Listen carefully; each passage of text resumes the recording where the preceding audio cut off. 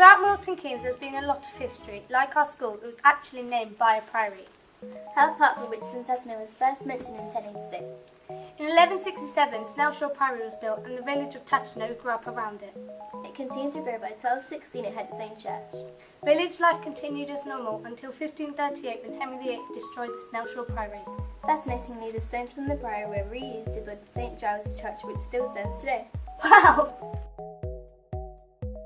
The church was originally thought to have been built on this site in the 12th century, as the yew trees planted outside date from this time. Yew trees are traditionally planted around churches to ward off bad spirits. The current church building dates from 1538, when the original building was replaced using stones from the recently demolished Snelshaw Priory. This can be seen today. The base of the font is believed to be from the original priory, as is the arch above the door, making them around 800 years old.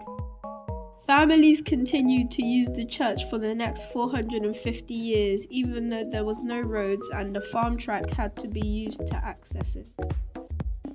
The stained glass window was a gift to the church in 1919 from Anne Clark, who was a regular worshipper there before her death.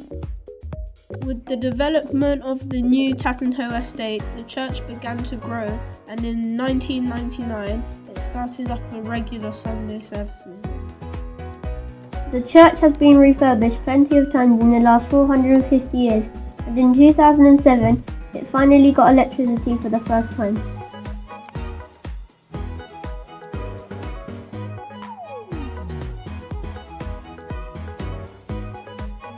First mentioned in the Domesday Book in 1086, Howe Park Woods are a medieval woodland and would have provided food, fuel and building material when building the original village of Tattenhoe. As Milton Keynes started to grow up, the history of the wood was discovered, and in 1994 it became a site of special scientific interest.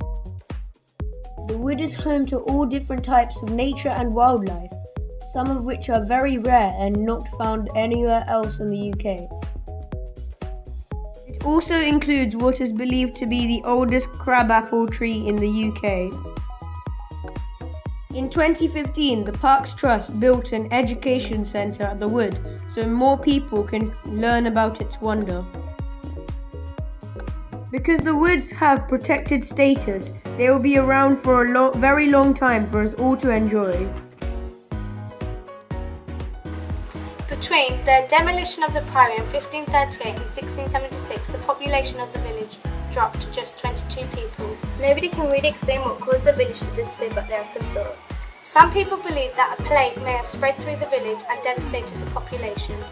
Some believe that with the priory gone, the villagers were no longer able to survive and either left to find a new home or starved. Other people believe that the land was sold off as farmland and new owners no longer wanted villagers to work it.